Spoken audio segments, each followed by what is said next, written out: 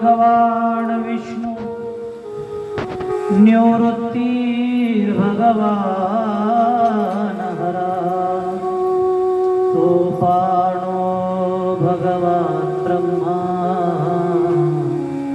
मुक्ताख्या ब्रह्मचित्कला जयांचे केलिया स्मरण होय सकळ विद्येचे अधिकरण तेची वंदो श्रीचरण श्री गुरूंचे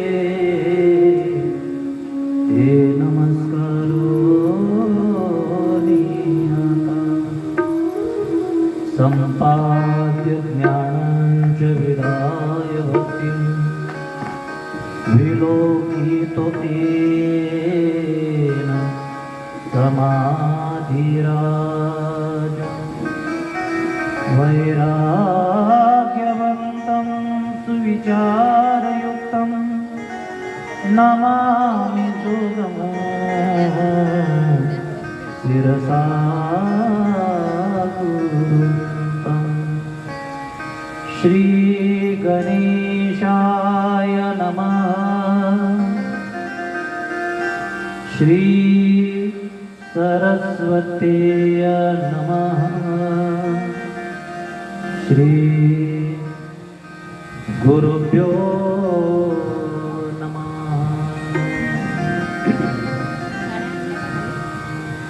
परम मंगलमय परात्पर अखिलेश्वर अकारण करुणावरुणालय भक्तवांछित कल्पतरू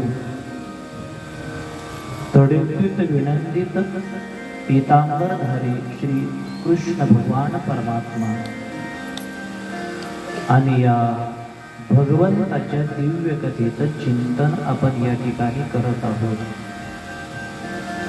आज आपल्या कथेचा हा श्रेष्ठम दिवस आहे, 6वा दिवस आहे आणि 6व्या दिवसाचं पुष्प समर्पित करण्यासाठी उपस्थित सर्व पुरुष मंडळी माता भगिनी या ठिकाणी उपस्थित आहे।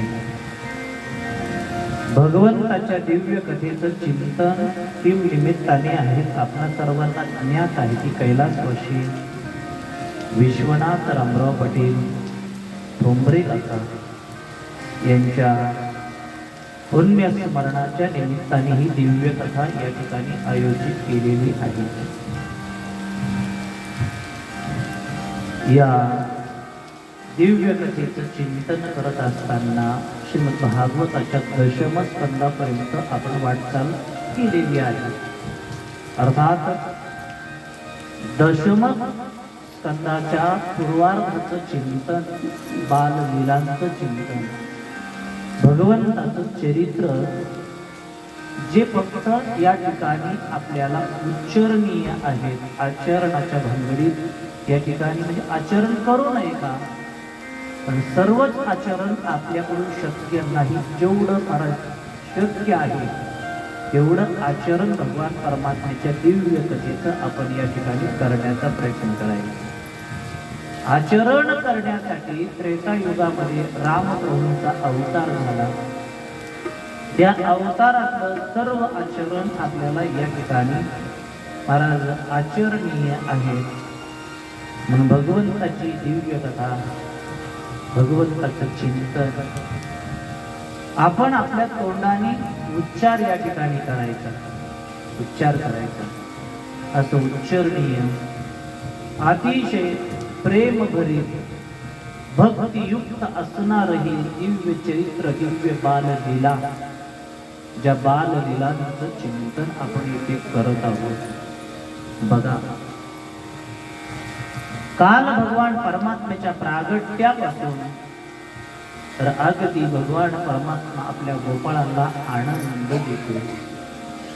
कशा पद्धतीने भगवान परमात्म्याचं प्रागट्य मथुरेमध्ये झालं, मथुरेमध्ये प्रगट झालेला भगवंत गोकुळात कसा गेला आणि गोकुळामध्ये भगवंत गेल्यानंतर तिथे कसा आनंद सर्व गोपिका घेत आहे, नवे नवे सर्व गोपाळांना भगवान परमात्म्याने आनंद दिलेला आहे.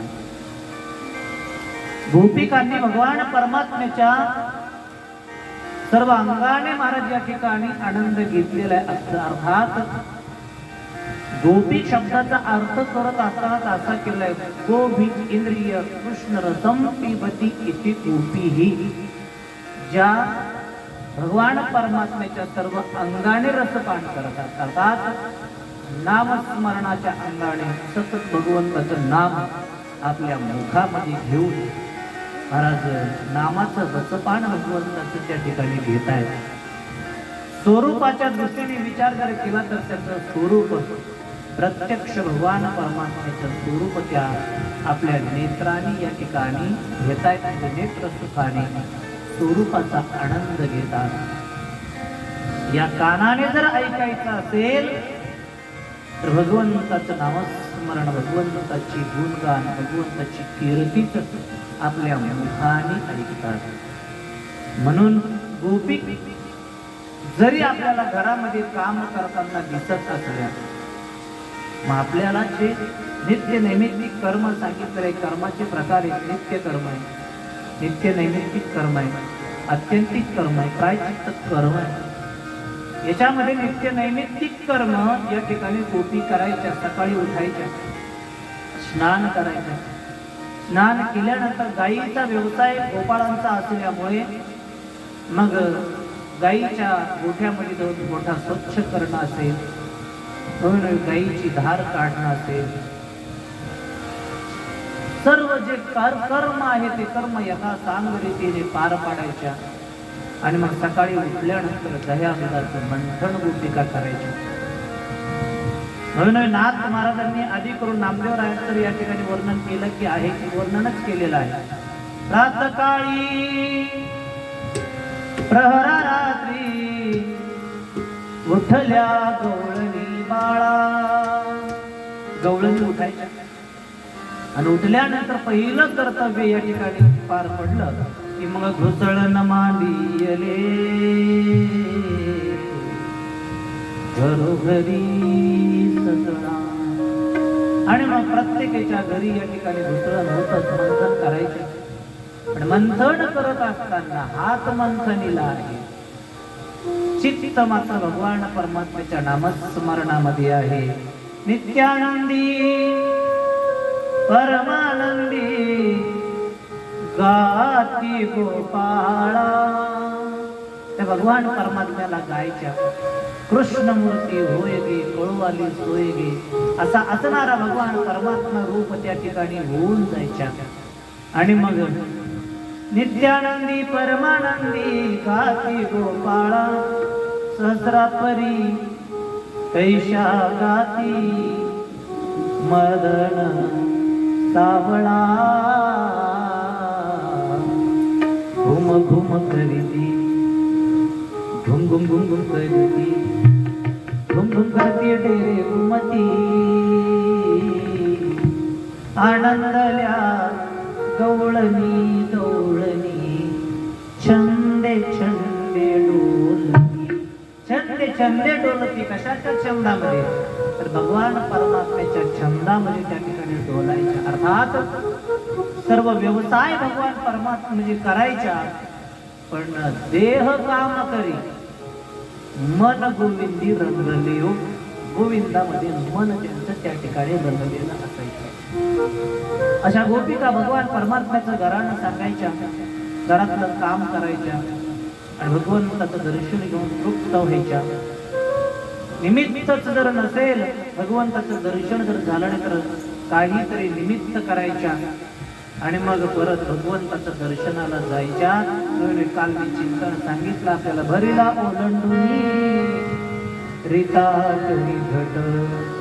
काय कारण? मिस पानियाची गोविंदाची चट. चाले झडझडा वाट. भगवंताचं दर्शन व्हावं हाच एक भाव गोपिकांच्या अंतःकरणामध्ये होता. आणि असा प्राणवल्लभ भगवान परमात्मा गोपिकांना आनंद देतो. गोपिका घराणं सांगतात. त्यांनी ही गोपिकांची घराणं यशोदा मातेला सांगावी. एक एक एक घराणं ऐकल्यानंतर भगवंताला ताकीद द्यावी. नवविनय ताकीद देऊन गणपती बाप्पाला नवस केला. तो नवस फेडला. पुढे भगवंताला उकळाला बांधलं. तरी भगवंताच्या लीला बंद, चोऱ्या बंद नाही, खोड्या बंद नाही.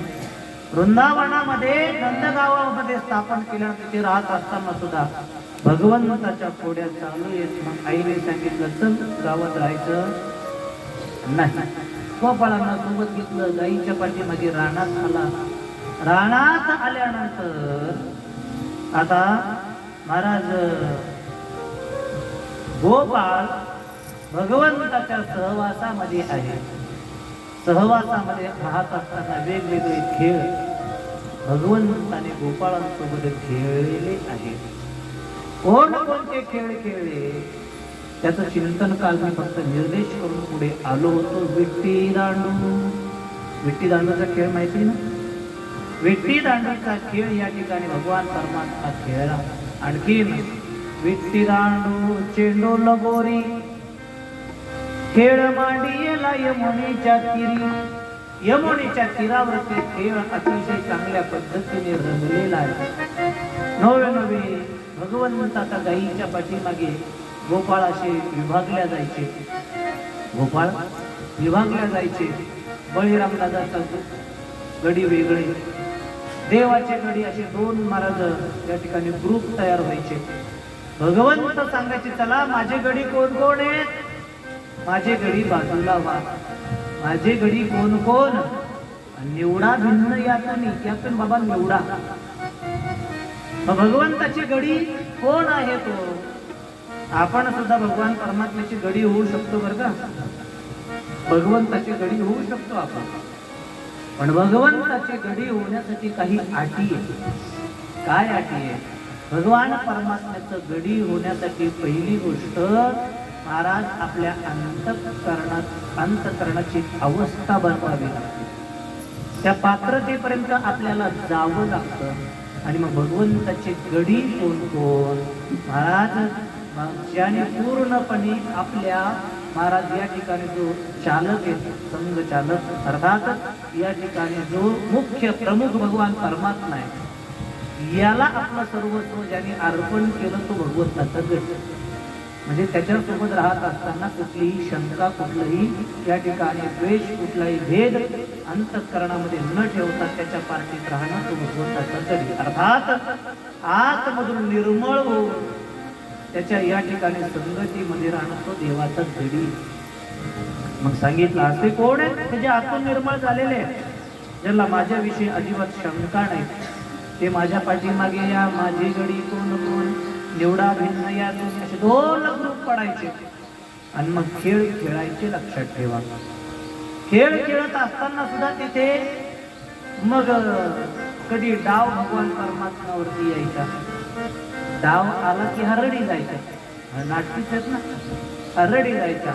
मग गोपाळ त्याला म्हणायचे कृष्णा आमचा डाव दे. आमचा डाव दे. तो म्हणायचे मी देत नाही. जर डाव देत नसेल तर तुझ्या काही बाजूला कानोबा निवडिया बोली गोधनी. तुझी गोधनी बाजूला निवडून घे. भगवान परमात्मा काकूल दिलाय त्यारे नकारे मला बाजूला काढू. जरी देव असला तरी भक्तासाठी काकूल दिलाय तो मला बाजूला नका काढू रे बाबा. अरे काय बाजूला नका काढू बाबा. या ठिकाणी चूक ती लबाड म्हणजे काय घरी येऊन दिलेली शिदोरी सुद्धा आम्हाला वळते आणायला पाठवतो आणि ती शिदोरी सुद्धा तू खाऊन घेतो.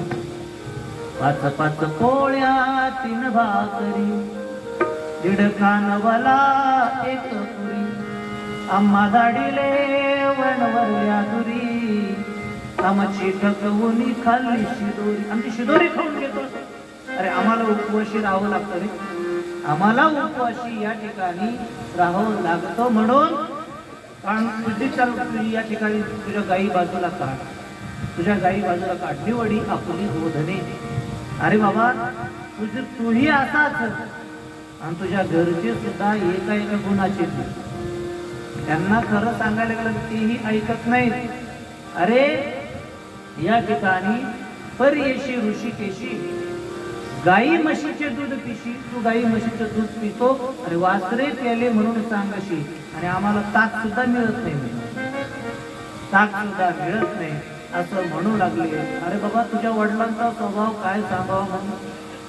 तुझा बैल चुकला होता तो मोरा परवा तुझा बैल चुकला म्हणून तुझ्या वडिलाला मी सांगायला गेलो. एक गोपाळ म्हणतो, म्हणजे तुझा बैल मोरा चुकला, तुझ्या वडिलांना सांगायला गेलो आणि सांगायला गेला तुझ्या वडिलांनी ऐकायला पाहिजे ना. काठी हातामध्ये माझ्याच पाठीमागे लागला, पाठी लागला तुझा म्हातारा. असे महाराज एक एक एक एक एक एक घराने शिव्या देते. तुझी आई या ठिकाणी शिव्याच देते. म्हणून बाबा, तुझं आमचं काही जमत नाही, चल तू गाई तुझ्या बाजूला काढून घे. असं म्हटल्यावर देव कापून तुला याच्याने नका रे बाबा, नका मला दूर करू, मला तुमच्यामध्ये राहू द्या. असे गोड वृंदावनातले एक एक एक एक एक एक प्रसंग अतिशय सुंदर आहे. आणि मग अशा प्रसंगामध्ये भगवान परमात्मा गोपाळांना आनंद देतो. आनंद देत असताना कधी विटी, दांडू, चेंडू, लगोरीचा खेळ, कधी खो खो, कधी कबाडी, नवे याच्याही पलीकडे त्रिगुणाचा खेळ, अबक दुबक तिबक पुरोऱ्या त्रिगुण खेळ मानू. अशा पद्धतीने भगवान परमात्म्याने खेळ गोपाळांसोबत खेळायचे. शेवटी गोपाळांनी काल तक्रार केली, देवा भूक लागली, आता फार भूक लागली तुम्हाला. हो, चला मग लांब गेलेल्या गायी ओळून आणा. कोणत्या गायी ओळून आणायच्या सांगितल्या याचा निर्देश मी केलेला आहे. ज्या गायी महाराज आवरल्या जात नाही, प्रत्येकाच्या गायी त्या पळल्या दूर दूर गेलेल्या आहेत. या आवरायच्या म्हणजे एवढं सोपं नाहीये. भगवंताने सांगितलं, चला बाबा आणा ओळून गाई. गोपाळांनी सांगितलं, देवा आम्ही सर्व गायी ओळून आणतो, पण एक गाय फार भयानक, ती काय केल्या आमच्याकडून आवरल्या जात नाही. देवा तिला तुम्हाला आवरावं लागेल. कोणती गाय आहे ती सांगितलं, तुका म्हणे तू राख मणेरी. ही मणेरी गाय आवरते का महाराज? काही केल्या आवरत नाही. एवढी कळत. काल मी सांगितलं, लगेच जाते रेल्वे स्टेशनला जाते. तिथे जर नाही आवडत लगेच मुंबईचं तिकीट काढते. मणेरी गाय ती मणेरी गाय म्हणजे काही केल्या गायी आवरत नाही. अशा गायीला भगवान परमात्म्याने सांगितलं, चला वळू गाई आणि बैसू जेवू एक एक खाई. म्हणजे या ठिकाणी चला म्हणे गायी ओळू. आणि सर्व गायी ओळून आणलेल्या आहेत. भगवंताने सर्वांची शिदोरी एकत्रित केलेली आहे आणि एकत्रित शिदोरी करून खऱ्या अर्थाने त्या खडकी सोडिलेल्या मोठा आजचा दही काला कोमटा. आणि मग सर्व शिदोरी एकत्रित केली. पण भगवंताने 8 ठेवली बरं का. काय 8 ठेवले? माझी आहे तैशी पाहे, नाही तरी घरा जाय, चोरो नियमाय नवनीत आणावी. अरे माझी जशी शिदोरी आहे तशी शिदोरी प्रत्येकाची पाहिजे. आता मला सांगा, देवाच्या शिदोरीची आणि आपल्या शिदोरीची काय बराबरीच का बाबा? बराबरी. देवाच्या शिदोरीचा जर विचार जर केला तर देवाच्या शिदोरीमध्ये या ठिकाणी मला सत्व गुणानेच ती या ठिकाणी भरलेली आहे. आपल्या शिदोरीचा विचार केला तर मला तिथे सत्व गुणाचीच असते. सर्व या ठिकाणी महाराज राजस तामस गुणाची झालर आपल्या शिदोरीला आहे. अर्थात देवाची शिदोरी म्हणजे देवाचं स्वरूप वेगळं आहे आणि आपलं स्वरूप वेगळं आहे. ज्यावेळेस देव म्हटले ना, माझी आहे तैशी पाहे, त्यावेळेस महाराज एक गोपाळ ज्ञानोबारायांच्या रूपामध्ये गोपाळ काय म्हटला देवाला? म्हणजे माझी जशी शिदोरी तशी पाहिजे, म्हणजे मी जसा आहे तसं तुम्ही पाहिजे. हे ज्ञानोबाराय रूपी गोपाळाने असे डोळे वटारले बरं का देवावर.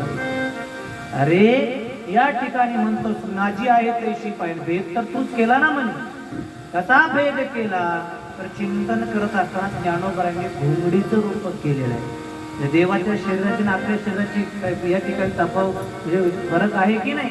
आहे ना. महाराज देव शरीर कसं आहे? अर्थात ब्रह्माचा विचार केला तर ते निर्गुण निराकार आहे, तिथे कुठलाही भाव नाही. म्हणजे कुठला रंग नाही, रूप नाही, पण त्याला तोच शरीर धारण करतो.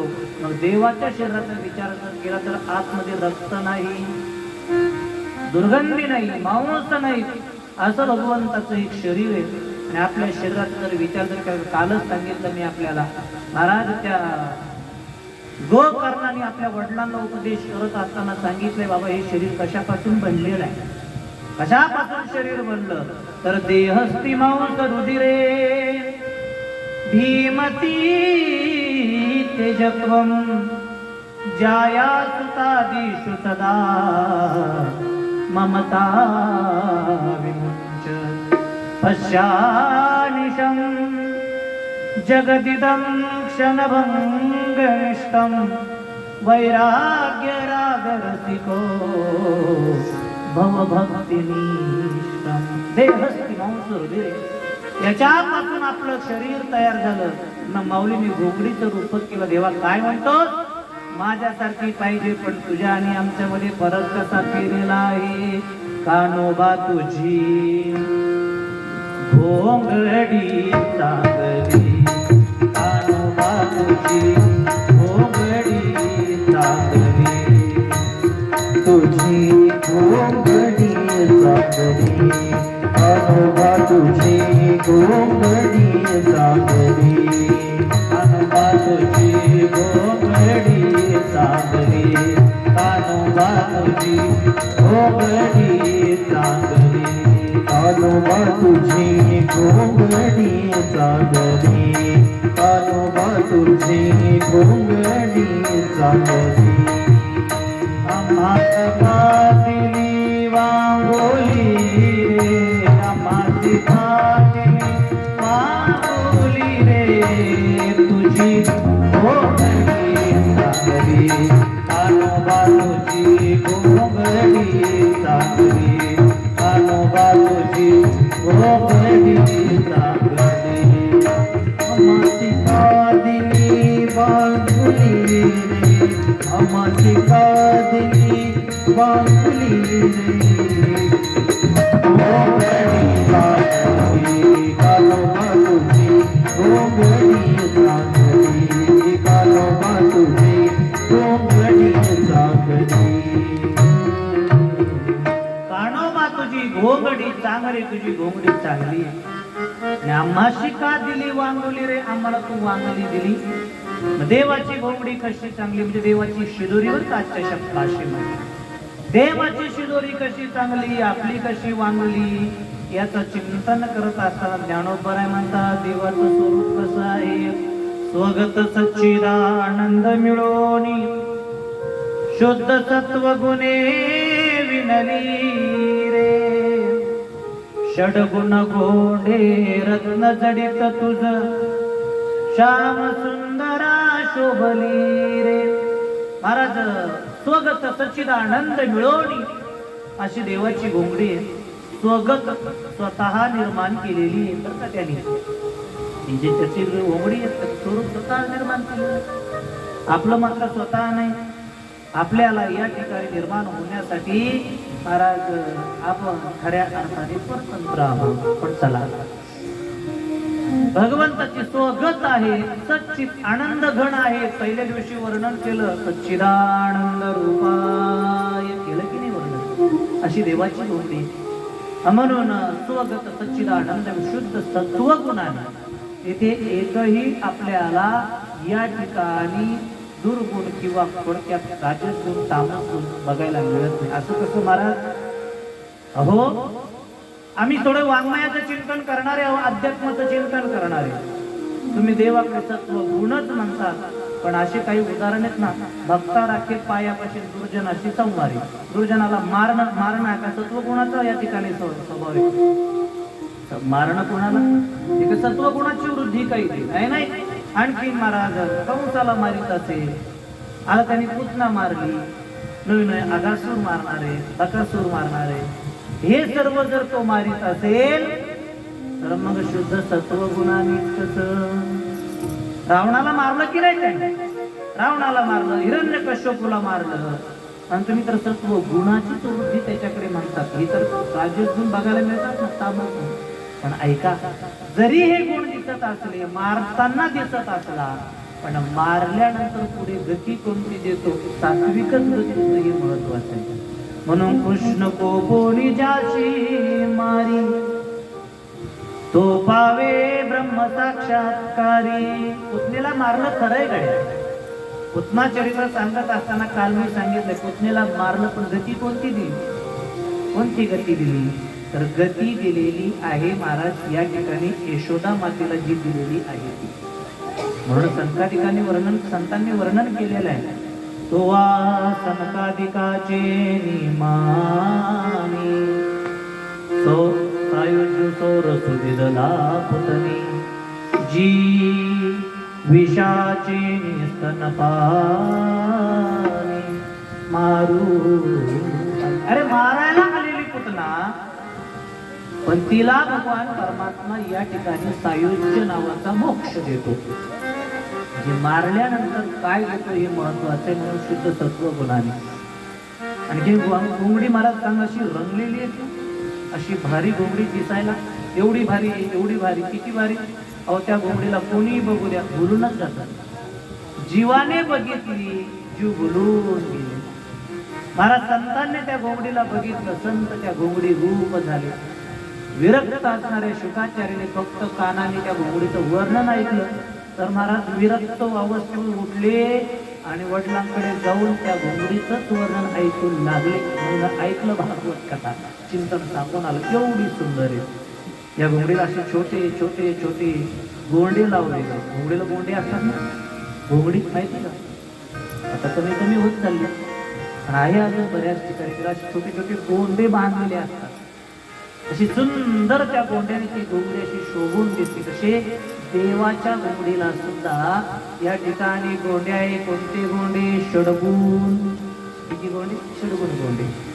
ज्या गोंड्याचं चिंतन आपण नेहमी कीर्तनामध्ये कथेमध्ये करत असतो, ज्ञानोबरायांनी केलेलं आहे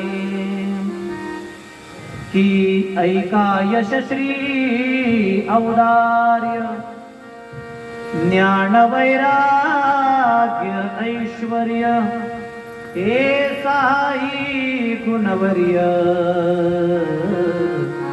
वसती जेत म्हणून तू भगवंतू. ऐका, यश, श्री, औदार्य हे सर्व गोंडे भगवान परमात्म्याच्या घोंगडीला आहे. आपला जर विचार जर केला तर मग आपल्या घोंगडीचं पुढे वर्णन केलं बरं का, जास्त कशाला करत बसायचं. आपण सर्व अनुभवतोच ते. आपली कशी आहे महाराज? काम कर्म अविद्या त्रिगुण पंचभूताने विनली रे, रक्त रेत दुर्गंधी जंतू नरकमुताने भरली रे. काय त्याच्यामध्ये? काम कर्म अविद्या. महाराज या ठिकाणी ओतंपोत भरलेलं आहे, लक्षात ठेवा. आणि मग पुढे आणखी काम कर्म अविद्या त्रिगुण, तीन गुण आपल्या पाठीमागे लागलेले महाराज. म्हणजे तीन ताप आपल्या पाठीमागे लागलेले, दैविक ताप, अधिभौतिक ताप आणि आध्यात्मिक ताप. हे ताप आपल्या पाठीमागे लागलेलेच आहे. जीवदशा मिळाली की मार्ग आहे तर शरीराच्या पाठीमागे ताप. म्हणून पंचभूतानी विडली रे. पंचभूतापासून तयार झालेले शरीर, पृथ्वी, आप, तेज, वायू आणि आकाश या तत्वापासून हे शरीर तयार झालेलं. शेकी ज्याशी त्याला समर्पण हे समर्पित करावंच लागतं. म्हणून त्रिगुण पंचभूतानी विनली रे. रक्त, आता चिंतन करून आलोय. रेत, दुर्गंधी. दुर्गंधीच आहे की नाही शरीरामधून? काय बाहेर आहे का सर्व दुर्गंधीची? म्हणून शरीराला उत्तम जरी म्हटलेलं असलं, पण उत्तम का? जर देवाच्या दिशेने लागलं तर, संत सेवा घडत असेल तर उत्तम, नाहीतर मला दुर्गंधीचे सर्व हे विटाळाचे आळे सांगितलेलं आहे की नाही? शरीर विटाळाचे आळे. ही चमडीत म्हणून बरं आहे बरं का, शरीरावरती चमडीत म्हणून बरं आहे. चमडी जर नसती तर काय बघा, आतमध्ये सर्व दुर्गंधीची आहे की नाही? शरीराचं बघा, वरून खाली या, विचार करा. महाराज शरीरामधून बाहेर निघणारे जे द्रव आहे त्याला आपण चांगलं म्हणतो का? चांगलं म्हणतो. महाराज डोळ्यातून पांढरा द्रव बाहेर होतो, काय म्हणतात त्याला? हा, आता कशाला नावं घ्यायला सुद्धा नको वाटतं. महाराज डोळ्यात चिपडन नाकात लेकडं काय म्हणजे हे लक्षात ठेवा. सर्व दुर्गंधी लक्षात ठेवा. दुर्गंधी म्हणजे याला कोणी चांगलं म्हणत नाही. म्हणून लक्षात ठेवा शरीर दुर्गंधीचे थार नाही अपवित्रा शरीरा ऐसे असं चिंतन मन पंचभूताने विणलेले रक्त रेत दुर्गंधी जंतू नरकभूताने भरली रे. आणि मग असं असताना सुद्धा या शरीरामध्ये षडविकार षडवैरी मिळवणी तापत्रयाने विणली रे. षडविकार या शरीराच्या पाठीमागे लागलेले असती जायते वर्धते विप्रणमते नवे नवे शेवटी विनश्यती. हे विकार नवे नवे षडविकार षडवैरी. कोणते वैरी तो षडविकार म्हणजे पाठ पाहिजे सांगितले ते. आणि षडवैरी कोणते शरीराच्या पाठीमागे षडवैरीचं चिंतन करत असताना लक्षात ठेवा काम नवे नवे जे मद मोह दंभ अहंकार हे षडवैरी पाठीमागे. म्हणून महाराज संत महात्म्यांनी वर्णन केलेले आहेत वासुदेव प्रकरणामध्ये. ओले मृत्यू केचे मंदिर ओले मृत्यू केचे मंदिर आत सहाजन मंदिर आत सहाजन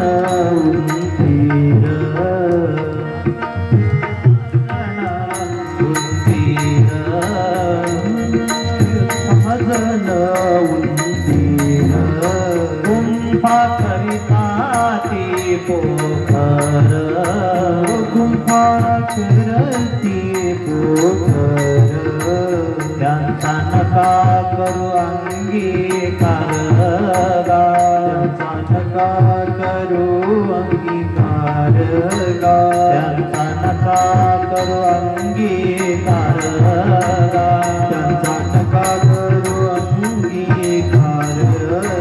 वासुदेव करी तो फेरा वासुदेव करी तो फेरा वासुदेव करी तो फेरा वासुदेव करी तो फेरा वासुदेव करी तो फेरा. ओले मृत्युकेचे मंदिर आत सहाजन उंदीर. हे उंदीर आहे बरं का. ज्ञानोबरायांनी सांगितलंय की या ठिकाणी षडवैरी मिळवणी तापत्रयाने विणली रे. नवाही ठाई फाटून गेली ती तो मासी दिदली रे. 9 ठिकाणी फाटून गेलेली ही घोंगडी देवा तू आम्हाला दिली. काय म्हणतो माझी आहे तैशी पाय. खरंच बराबरी होईल का तुझ्या घोंगडीची आणि आमच्या शिदोरीची नवी नवी या ठिकाणी बराबरी होणार नाही. देवाने ही गोपाळांची भाषा ऐकली. त्याच्यामध्ये एक गोपाळ म्हणतो देवा अरे बाबा तू म्हणतोस माझ्यासारखी शिदोरी या ठिकाणी आणायची पण तुला माहिती का माझ्या घरी कोणी नाही रे. माझ्या घरी कोणी नाही. तुका म्हणे हरी माझे कोणी नाही घरी. नका करू दुरी पाया वेगळे. मला पाया वेगळं करू नका देवा. मला तुमच्यामध्ये तुमच्या शिदोरीसारखी माझी शिदोरी नाही. असं भगवंताने गोपाळांचं बोलणं ऐकलं आणि मग सर्वांच्या शिदोऱ्या एकत्रित केलेल्या आहेत. सर्वांच्या शिदोऱ्या एकत्रित केल्या. सुंदर असा काला भगवान परमात्म्याने तयार केलेला आहे. काला की ज्या काल्याचं चिंतन करत असताना भगवंताने जो काला केला ना तो काला गोपाळांना या ठिकाणी खायला मिळतो. पण लक्षात ठेवा तो काला वैकुंठात देवांना दुर्लभ सांगितलेला आहे. तुका म्हणे काला वैकुंठी दुर्लभ विशेष लाभ संत संगे. काला वैकुंठात दुर्लभ आहे पण जर संतांच्या संगतीमध्ये जर आपण जर गेलो तर काला आपल्याला चाखायला मिळतो काला. म्हणून चला काला ज्याला पाहिजे असेल त्याने कुठे गेलो पाहिजे. काला घेण्यासाठी संतांच्या सहवासामध्ये गेलं पाहिजे. संतांच्या संगतीमध्ये गेलं पाहिजे. महाराज संतांच्या संगती देवाच्या सहवासामध्ये काला भेटतो. काला भेटतो देवाच्या सहवासामध्ये. नाही काला मिळण्यासाठी सुद्धा महाराज या ठिकाणी अधिकार संपन्न करावा लागतो. काल्याच्या कीर्तनामध्ये सर्व ऐकायला भेटेल ना आपल्याला. पण ऐका भागवतातला काला आज थोडासा मी या ठिकाणी सांगावा असा विचार आला. काला मिळण्यासाठी सुद्धा महाराज काला कोणाला मिळतो? वैकुंठातल्या देवांना काला मिळत नाही. म्हणजे देवांना काला का मिळत नाही काला? कारण ते देव आहेत, वैष्णव नाही. काला कोणाला मिळतो? वैष्णवाला काला मिळतो. लक्षात ठेवा. प्रश्न निर्माण होतो, वैष्णव कोणाला म्हणतात? वैष्णव शब्दाची व्याख्या महाराज आपण वैष्णव शब्दाची व्याख्या करतो. विष्णूचे जे भक्त त्यांना काय म्हणतात? वैष्णव म्हणतात. अशी व्याख्या आपण या ठिकाणी करतो. पण ऐका, वैष्णव शब्दाचा अर्थ संत वाङ्मयामध्ये केलेला आहे. तुकोबाराय सांगतात, वैष्णव तो जया. अरे तो वैष्णव आहे कोण? अवघी देवावरी माया. त्याची माया, ज्याने सर्वस्व भगवान परमात्म्याला दिलेलं आहे, तर भगवान परमात्मा ज्याने आपलासा करून घेतलेला आहे त्याला या ठिकाणी वैष्णव म्हणा. तो वैष्णव आहे. मग असा जो वैष्णव आहे त्याला या ठिकाणी काला मिळतो. पण ऐका, आणखीन तुकोबारायाने सांगितलं, आशांनाच म्हणू नका. मग काला मिळतो कोणाला? कोण अधिकारी आहे? तर त्याच अभंगामध्ये पुढे बोलत असताना, कंठीधरीला कृष्णमणी, ज्याने आपल्या कंठामध्ये कृष्णमणी. तर कृष्णमणी कोणी पाहिला का आतापर्यंत? तुम्ही जे दुसरे बघतात काय काय नाव आहे ते गळ्यात घालायचे मणी, ते बघतात तुम्ही. पण कृष्णमणी बघितलं का कोणी? कृष्णमणी या शब्दाचा अर्थ कृष्णाचं नाम. कृष्णाचं नाव ज्याच्या मुखामध्ये आहे, कंठीधरीला कृष्णमणी.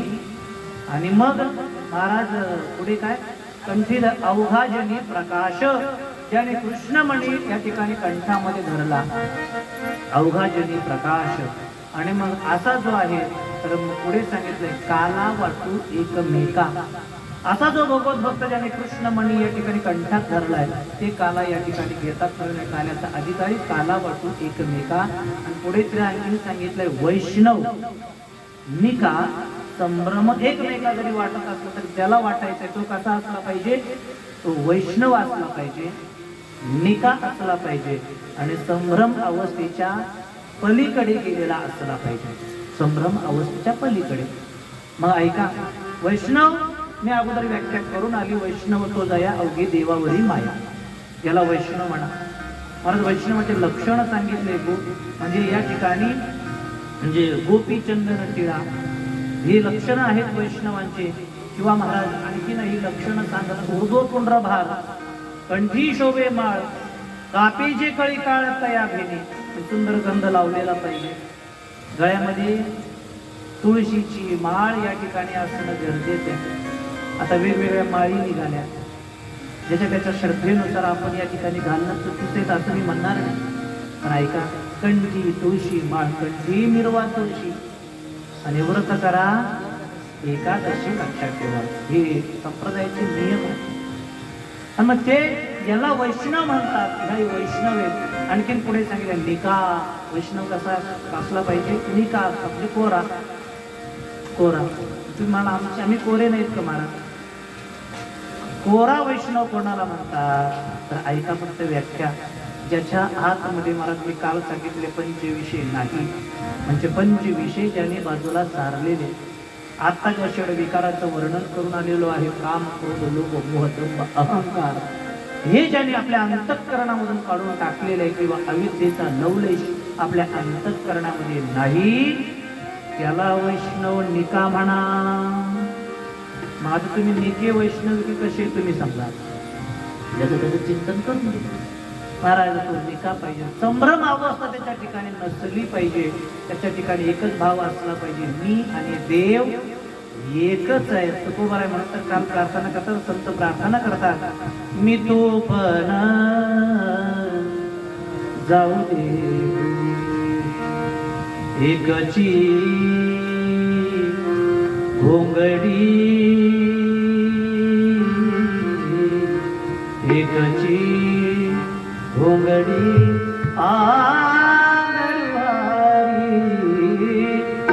मी तू पण जाऊ दे. हे मी तू पण आहे ना देवा, ते दूर गेलं पाहिजे. बस तुझं मत नाही वेद. हे अवस्था ज्या दिवशी होईल त्या दिवशी आपण काल्याचे अधिकारी. नाहीतरी महाराज काल्यामध्ये कशाला म्हणतात काला? जीव आणि ब्रह्माचं ऐक्य ज्या ठिकाणी त्याला काला असं म्हणतात, काला असं म्हणतात. म्हणून जोपर्यंत मी वेगळा आणि देव वेगळा आहे असा भाव अंतःकरणामध्ये आहे तोपर्यंत आपण काल्याचे अधिकारी नाही. भेद तुका म्हणे भेद गेला, भेदाभेद गेला, तुका म्हणे देव झाला, असं ही चिंतन आहे. मग जीव आणि ब्रह्माचं ऐक्य होणं याला खरा काला म्हणतात. हा काला भगवान परमात्म्याने गोपाळाला वृंदावनामध्ये दिला. सुंदर त्याने कमलाकार गायी उभ्या केलेल्या आहेत. गायीच्या पुढे मोठे गोपाळ जे आहेत ना, मोठे गोपाळ त्यांना उभं केलं. त्यांच्या पाठीमध्ये थोडेसे छोटे, त्यांच्या पुढे छोटे छोटे करता करता अगदी कमळाकार भगवंताने गोपाळ उभे केले. किती सुंदर दिसत असत. आणि असे सर्व उभे केल्यानंतर सर्वांच्या मध्ये भगवंत देहुडा चरणी उभा राहिलेला आहे. सुंदर भगवंताचा मोर पिसारा या ठिकाणी कपाळाला आहे. कानामध्ये कनेरीच्या फुलाचे कुंडल धारण केलेले आहे. गळ्यामध्ये वैजयंतीच्या माळा भगवंताने धारण केलेल्या आहे. कमरेला महाराज सुंदर बासरी भगवंताने कोवलेली आहे. पितांबर नेसलेला आहे. असा नेसलेला भगवान परमात्मा या ठिकाणी मोर मुकुट पितांबर काळ्या घोंगडीचा भार. महाराजांचा काळी घोंगडी खांद्यावरती एवढा सुंदर भगवान परमात्मा उभा आहे. देहुडाच्या वेळी उभा राहिला. शुकाचार्य भगवान परमात्मा त्याचं वर्णन करतात. बिभ्रत्वेन जठरपटयो शृंगवित्रे च कक्षे वामे पाणुन तृणकौलं तत्फलान्तरेषु तिष्ठन्मध्ये तोपरि सुरदो हासयन्नभिस्वये स्वर्गे लोके मनुष्यभुजे यज्ञभुग्वालके. अशा पद्धतीने भगवान परमात्मा उभा राहिला. गोपाळांना काला वाटतो. देव सुद्धा आले होते बरं का तिथे दुर्लभ असल्यामुळे चला चला चांगली संधी काला घेण्यासाठी. पण रूप बदलून आले. देवाने काय केलं? रूप बदलले. रूप आणि गोपाळाचे रूप धारण केले. देव बोलले अरे रूप बदलून आले का तुम्ही? रूप बदलणं म्हणजे काय? आतलं काय वृत्ती बदलत असते हा? म्हणजे एखादा मनुष्य आतून जर काळा असेल वरून किती जरी तो चांगलं दाखवण्याचा प्रयत्न केला तरी फरक पडत नाही. लक्षात ठेवा. म्हणून चिंतन करत असताना देव एक निर्देश देतात. बाबा तुम्हाला जर तुमची इच्छा पूर्ण व्हाव्या असं जर वाटत असेल आहे त्या अवस्थेत आम्ही तुमचा स्वीकार करेल. पण रूप बदलून जर माझ्याकडे जर आला दोन या ठिकाणी जर केलं अवडंबर केलं तर मी मात्र तुम्हाला माफ करणार नाही. आणि बघा ज्यांनी रूप बदलून आलं त्याला शिक्षा केली की नाही? रामायणामध्ये त्या बाईने कोण? शूर्पणखा रूपच बदलून गेली होती की नाही? रूप बदलून गेली. परिणाम देवाने शिक्षा केली. नाकच ठेवलं नाही, नाक ठेवलं नाही, कान कापलं. रूप बदलल्याचा परिणाम. कालच्या कथेमध्ये सुद्धा एक रूप बदलून गेली होती ना, कुठना मूळ रूप टाकून दिलं. सुंदर देवांगणाचं रूप धारण केलं. देवाने मारलं केलं. देवाने मारलं. जसं आहे तसं जा. देव स्वीकारेल. याने रूप बदलले. आता याला काय कळत नाही. बरोबर काला वाटत असताना गोपाळाच्या हातात काला, देवाच्या हातात कालाच नाही. हे गोपाळ पक्षीचं ढेकर देतात. यांना कण बरं खायला भेटलं. मग रात्र देव विचार तुला का खायला भेटत नाही? आपल्याला भेटलं पाहिजे. ब्रह्मदेव सुद्धा होते त्याच्यामध्ये काला खायला, पण नाही मिळाला. उदास झाले. काय करावं? त्यांनी विचारले इथं भेटत नाही ना आपल्याला, चला म्हणे हात धुवायला येतील ना, थोडे कण जरी भेटले तर बस झालं. म्हणून यमुनेच्या डोहामध्ये ते जाऊन त्या ठिकाणी लपलेले आहे. आता गोपाळ येतील, मग येतील. मला गोपाळ यमुनेच्या डोहाकडे निघाले. भगवंताने सांगितलं आज आपल्याला तिकडे जायचं नाही. अरे पण कृष्ण हात भरलेले आहेत असे घेऊन त्या ठिकाणी कसं राहायचं? कसं आहे, भोजन झाल्यानंतर महाराज हात धुतलाच पाहिजे. तर हात धुवून जर आपण झोपलो नाही, खरकाट्या हाताने झोपलो तर पातक लागतं, दोष लागतो. दोष लागतो. हा दोष लागेल ना देवा आपल्याला. आणि काही दोष नाही. एक काम करा, म्हणजे हात काय खरकटे ठेवायचे का? नाही नाही. अरे बाबा आपण अजून लहानच आहोत. अजून लहानपण आठवा आपलं. जेव्हा लहान होतो तेव्हा असं काही खाल्लं की हात कुठे पुसायचं? हा, मला त्या ठिकाणी सांगितलं देवाने पुसा. मग तिथे हात पुसले. काला काय देवाला दिला नाही.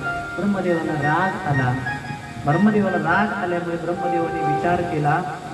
पुढे एक लीला केलेली, ती लीला मी कथेमध्ये आपल्याला मागे सांगितलेली, असं सांगायची गरज नाही. भगवान ब्रह्मदेवाने काय केलं? गोपाळ आणि गायींना चोरून नेलं सत्य लोकांमध्ये.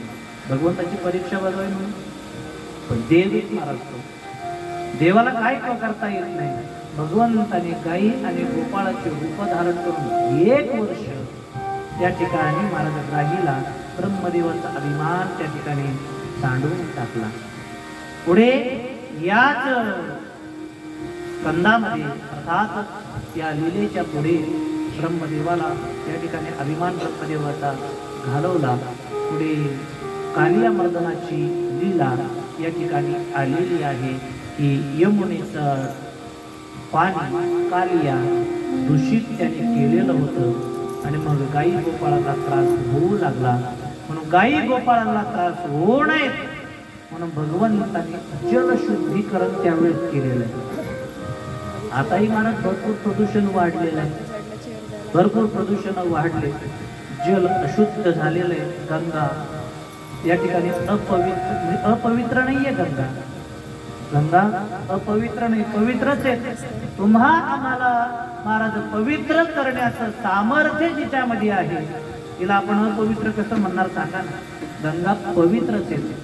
आणि मग पवित्र असणारी गंगा पण तिला या ठिकाणी दूषित म्हणा, जे घाण करण्याचं काम सर्व या ठिकाणी चालू आहे. म्हणून बघा, या कंपन्या असतील, कारखाने असतील, या सर्वांचा मैला, सर्वांचं मळ त्या गंगेमध्ये सोडल्या जातो. म्हणून आज इंद्रायणीची काय अवस्था आहे. आळंदीला आपण जेव्हा जातो ना, ते इंद्रायणीची अवस्था बघा. स्नान करावं वाटत नाही. आपली भावना आहे, आपण भावात्मक जीवन जगणारी मंडळी असल्यामुळे महाराज तीर्थ आहे म्हणून आपण त्याच्यामध्ये स्नान करतो. पण जर बघितलं जेव्हा जलपर्णी आले ना, कसे पाणीच दिसायला तयार नाही, सर्व जलपर्णी. कशाचा परिणाम आहे? सर्व त्या कंपन्याचा परिणाम. नवे स्नान जर केलं तर खाज येते. खाज त्या पाण्याने खाज येते. हे अशुद्ध या ठिकाणी सर्व आपण सर्व करण्याचं काम म्हणजे सर्व याला जबाबदार कोण तर सर्व आपणच आहोत ना. जीव पंढरपूरला आता आषाढी वारीला गेल्यानंतर तुम्ही सांगा, एवढं पवित्र स्नान करावं वाटतं का पाण्याकडे बघितल्यानंतर? महाराज या ठिकाणी ते तीर्थ आहे, त्याचं पावित्र्य राखलं पाहिजे. पण पावित्र्य कोणी राखतच नाही. आमच्या महिला मंडळी तर साड्या घेऊनच घरी त्या साड्याच त्याच्यामध्ये टाकतात. कशासाठी टाकायच्या साड्या? म्हणजे अर्पण करायचं माते. अर्पण ठीक आहे, भाव आपला जर चांगला आहे, पण महाराज त्याच्यामुळे जर परिणाम वेगळा होत असेल तर. आता एवढं मोठं पैठण आहे आपलं, त्या पैठणच्या ठिकाणी तर एवढं महाराज विचार करण्यासारखे, तिथे पायच जेव्हा वाटत नाही. गोदावरी मातेवर सर्व पाय गेला तर कपडेच सगळे खालून पायाला कपडेच लागतात. हे कोणी केलं एक सांगा बरं, कोणी केलं? याला कुठेतरी आपण म्हणजे मनुष्य जबाबदार आहे की नाही? हे सर्व या ठिकाणी महाराज दूषित करण्याचं काम आपण केलेलं आहे. त्यावेळेस सुद्धा या कालियासारखी, आणि आता पुढे बोला, जे दूषित करतात ते कोण आहेत? कालिया म्हणायची म्हणजे माझ्या तोंडात जात नाही तुम्हाला कालिया म्हणायची. पण लक्षात ठेवा, मग चिंतन करत असताना कालियाने जे पाणी दूषित केलं होतं, जेणेकरून गोपाळांना गायीला त्रास होत होता, त्या कालियाला घालवण्यासाठी भगवंताने कालिया मर्दनाची केलेली लीला अतिशय गोड आहे. भगवंताने कालिया मर्दन केलं. नवे कालियाच्या फणावरती नाचला. एवढा सुंदर महाराज भगवान परमात्मा कालियाच्या फण्यावरती नाचतो. त्याला मारणार तर कालिया पत्नी, कालिया मुली ज्या आहेत त्या भगवंताला शरण आला, देवा मारू नका म्हणे. अरे बाबा, हा नाश नाही देवा मारू नका. तो कालियाही भगवंताला शरण आला. शरण आल्यानंतर त्याला रमणद्वीपला राहायला जायला सांगितलं. आणि मग कालियापासून या जलशुद्ध भगवान परमात्म्याने केल्याची लीला पुढे आलेली आहे. या लीलेच्या नंतर पुढे वेणुगीताचा प्रसंग अतिशय चांगल्या पद्धतीने या ठिकाणी आला. कालिया मर्दनाच्या लीलेच्या नंतर वेणुगीताचा प्रसंग आहे. वेणुगीताच्या प्रसंगामध्ये सुद्धा अतिशय गोड भगवान परमात्म्याने लीला केलेल्या आहेत की भगवान परमात्मा वेणू कसा वाजवायचा, त्याचा वेणू, त्याची बासरी एवढी सुंदर वाजायची, एवढी सुंदर वाजायची, त्याचा बासरीचा आवाज ज्या ज्या जीवाच्या कानावरती पडेल त्याच्यावरती परिणाम व्हायचा. मग गायी चरण विसरून जायच्या, हिंस्र पशु एकत्रित यायचे आणि मग मुरली या ठिकाणी एवढी सुंदर, एवढी मधुर, वृंदावनामध्ये मुरली वाजली की परिणाम ऋणचारा करुवी सरवी नव्हे. महाराज एवढंच नाही, यमुना जळ स्थिर स्थिर वाहे, चालता रवी मंडळ स्तब्ध होय. अशा पद्धतीचा त्याचा बासरीचा हा आवाज, बासरी सुंदर वाजायचे. नवे वेणुगीताच्या पुढे क्षीरहरणाचा प्रसंग आहे. क्षीरहरणामध्ये भगवान परमात्म्याने या ठिकाणी गोपिकांचे वस्त्र घेतले आणि गोपिकांचे वस्त्र घेऊन भगवंत कळंबाच्या झाडावरती जाऊन बसला. आपण लीला नेहमी श्रवण करत असतो, पण ऐका, ती लीला भगवंताने का केली इथे सुद्धा भगवंताला एक निर्देश द्यायचा आहे. गोपिकांना या दररोज पाण्याला जायच्या, पहाटे उठल्या की पाण्याला जायच्या. पाण्याला गेल्यानंतर मात्र तिथे महाराज स्नान करायच्या. पण स्नान करत असताना स्नान करण्याची जी पद्धत आहे ती पद्धत चुकीची होती. अंगावरती सर्व वस्त्र काढून टाकायच्या आणि स्नान करायच्या. भगवंत त्यांना एकदा दोनदा सांगितलं, ती पद्धत आहे फार चुकीची आहे. अगं तुम्ही ज्या ठिकाणी स्नान करता ते तीर्थ आहे, तीर्थामध्ये स्नान करत असताना वस्त्र अंगावरती पाहिजे आणि तुम्ही अशा अवस्थेमध्ये स्नान करता. त्या भगवंताला न जुमानता तिजभर करत्या तुला काय करतं, सरक बाजूला म्हणून त्याचा अपमान करायचा. देवाने विचार केला, एखाद्या दिवशी यांना शिक्षा केलीच पाहिजे. मग आज गोपिका महाराज आपले भांडे त्यांनी घेतलेले आहे आणि पाण्यासाठी निघालेले. कशा निघाल्या? घागर घेऊन निघाली पाण्या गवळण. घागर घेऊन निघाली पाण्या गवळण. घागर घेऊन निघाली पाण्या गवळण. घागर घेऊन निघाली पाण्या गवळण. घागर घेऊन निघाली पाण्या गवळण. घागर घेऊन निघाली पाण्या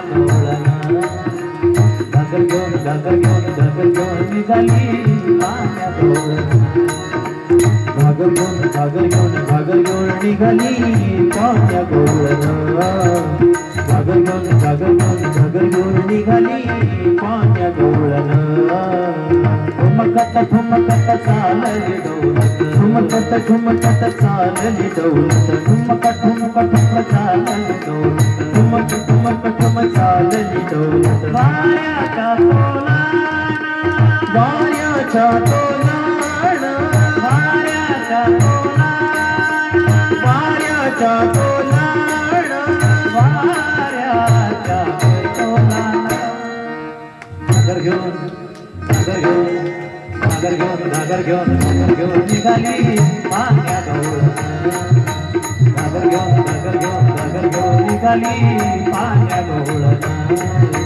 घागर घेऊन निघाली पाण्या गवळण. घागर घेऊन निघाली पाण्या गवळण. घागर घेऊन निघाली पाण्या गवळण. ठुमकत चालली डोलत. ठुमक चालली डोलत. वाऱ्याचा तोलाण, वाऱ्याच्या तोलाण. घागर घेऊन अशा निघायच्या. आज गवळणी पाण्याला गेलेले आहे. सकाळची वेळ आहे, सूर्य थोडासा वरती आलेला आहे. अशा अवस्थेमध्ये गेल्यानंतर त्यांनी आपले माठ बाजूला ठेवले. नित्य नेमाप्रमाणे अंगावरचे वस्त्र काढले, पाण्यामध्ये गेल्या, स्नान करू लागल्या, जलक्रीडा करू लागल्या, रंगवून गेल्या. एवढ्यामध्ये भगवान परमात्मा चोर पावलाने गेले. त्यांचे जे वस्त्र आहेत ना हे वस्त्र या ठिकाणी गुंडाळले, बटोळं बांधलं, कळंबाच्या झाडावरती जाऊन बसला. ते सर्व वस्त्र कळंबाच्या झाडाला बांधून दिले, बटोळं ते, आणि एका फांदीवरती बसून बासरी काढली, सुंदर बासरी वाजू लागला. त्या गोपिकांना वाटलं कोणीतरी आलं वाटतं बाई, लवकर लज्जा रक्षणासाठी वस्त्र अंगावर घ्यावे. बाजूला निघायला लागल्या, पाण्याचं तर वस्त्रच नाही. इकडे तिकडे बघू लागल्या, कुठेच आपले वस्त्र. ज्या बाजूने आवाज येतोय तिकडे बघितलं तर कृष्ण भगवान परमात्मा एका फांदीवरती बसलेला, हातामध्ये बासरी आहे, सुंदर बासरी वाजवतो. त्या कृष्णाला कडे बघून म्हणू लागला, कृष्णा अरे आमचे वस्त्र तू घेतले, दे वस्त्र. भगवंत म्हटलं कुठे तुमचे वस्त्र? म्हणे ते काय तुझ्याजवळ गाठोड आहे. भगवंत बोलले की ते तुमचे गाठोड आहेत का? म्हणे वस्त्र आहे का तुमची? मग काय ते? बघ ना म्हणते, दिसताय ना आम्हाला इथं रंगी बेरंगी. भगवान परमात्मा म्हणतात ते वस्त्र नाही, माझ्या कळंबाच्या झाडाला लागले रंगी बेरंगी फुले, फुले. त्या गोपिका विनंती करू लागले, देवा दे रे काणा सोडी लुगडी, दे रे देवा, दे आमचे वस्त्र. असं म्हटल्यानंतर देव द्यायला तयार नाही. एक एक एक गोपिका भगवंताला विनंती करू लागल्या, देवा दे. आणि मग नाथ महाराजांनी आधी करून संतांनी वर्णन केलेलं आहे. गवळणला भगवान परमात्म्याने ठकवलं म्हणे. कसं ठकवलं? गोड आपण म्हणत असतो, गवळणी ठकविल्या ठकविल्या ठकविल्या, एक एक संगतीने ठकविल्या, एक एक संगतीने ठकविल्या, एक एक संगतीने गवळणी ठकविल्या ठकविल्या ठकविल्या, एक एक संगतीने ठकविल्या, एक एक संगतीने ठकविल्या, एक एक संगतीने. एक मराठी, एक कानडिया, एक कोकणी, एक मुसलमानी, एक गुजराती, आईच्या पारजनी ठकविल्या, गवळणी ठकविल्या ठकविल्या ठकविल्या, एक एक संगतीने ठकविल्या, एक एक संगतीने ठकविल्या, एक एक संगतीने. मराठी, एक कानडिया, एक मुसलमानी, एक कोकणी, एक गुजराती, आईच्या पाच जणी ठकविल्या, गवळणी ठकविल्या ठकविल्या ठकविल्या, एक एक संगतीने ठकविल्या, एक एक संगतीने ठकविल्या, एक एक संगतीने.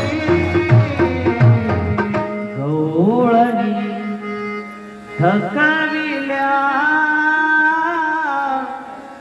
ठकविल्या ठकविल्या,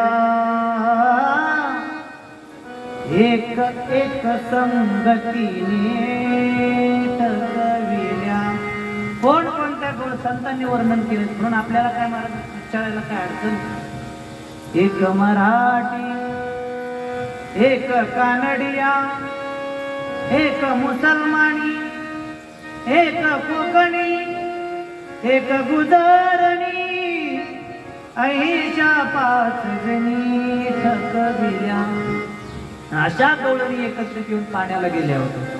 आणि मग या गवळणी जेव्हा गेल्या तर तिथे कशा पद्धतीने महाराज आपलं वर्तन करू लागल्या. महाराज म्हणतात, गवळणी सुंदरी गेल्या यमुना तीरी, वस्त्रे फेडोनिया स्नान करती नारी, गोविंदाने वस्त्र नेली कळमावरी स्नान करोनी आल्या त्या बाहेरी डोळणी. आणि एक एक दोन आपापल्या भाषेमध्ये सुंदर त्या ठिकाणी भगवंताला आळवू लागली, नवे नवे विनंती करू लागली. गोरे माधवजी मै चरण थई तन पै. या ठिकाणी एक गोड भाषा आहे, म्हणजे आपल्या भाषेमध्ये भगवंताला आळवू लागल्या.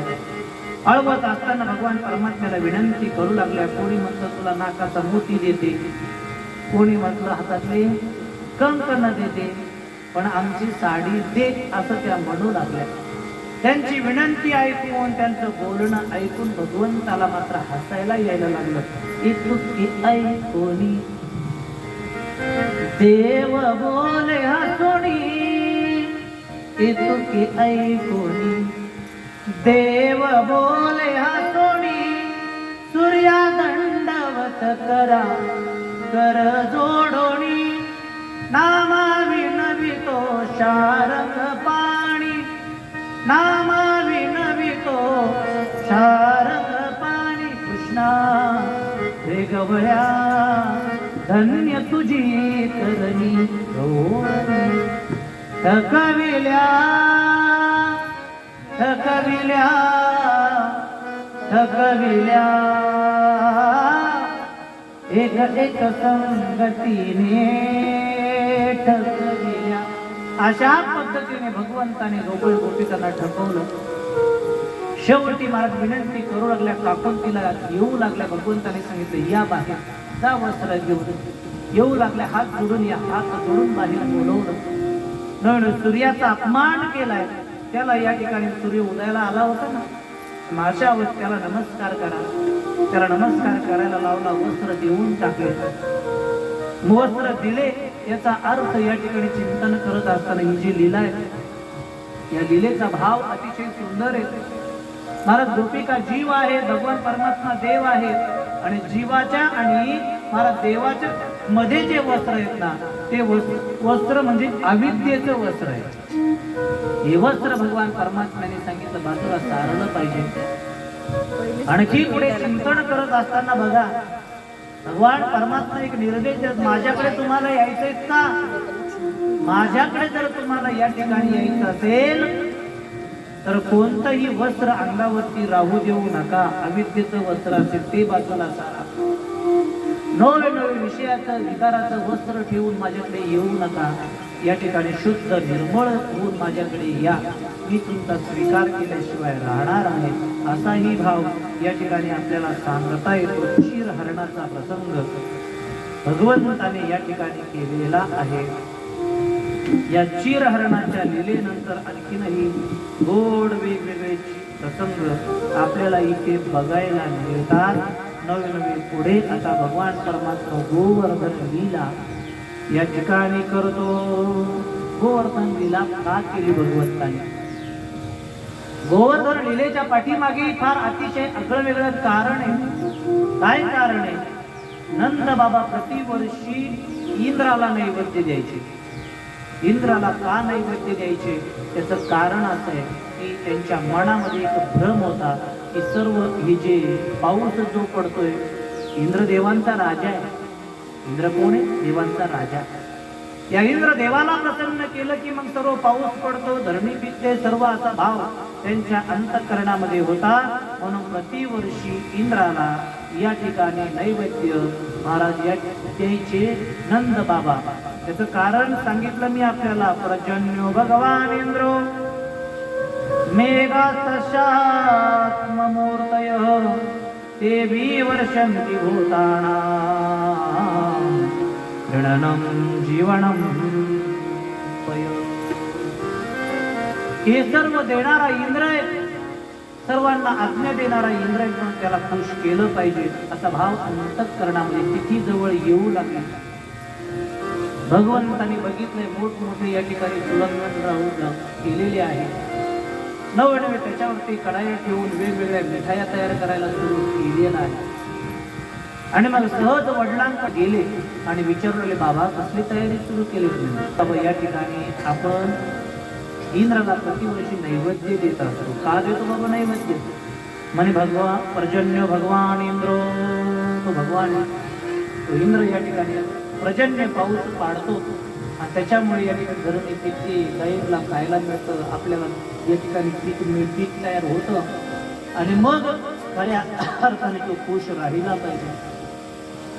हा जो भ्रम होता या ठिकाणी नंदबाबाच्या अंतःकरणामध्ये, हे सर्व इंद्रच करतो, हा भ्रम भगवंताने विचार केला, दूर केला पाहिजे. इंद्र आपला देऊ नये का? नैवेद्य दिला नाही, द्यायला नको का? त्याला दिलाच पाहिजे. पण हा भ्रम जो आहे हे सर्व इंद्रामुळे घडतं. हा भ्रम मनामधून निघून जाण्यासाठी भगवंताने सांगितलं, बाबा चुकीचं आहे. म्हणजे काय चुकीचं आहे?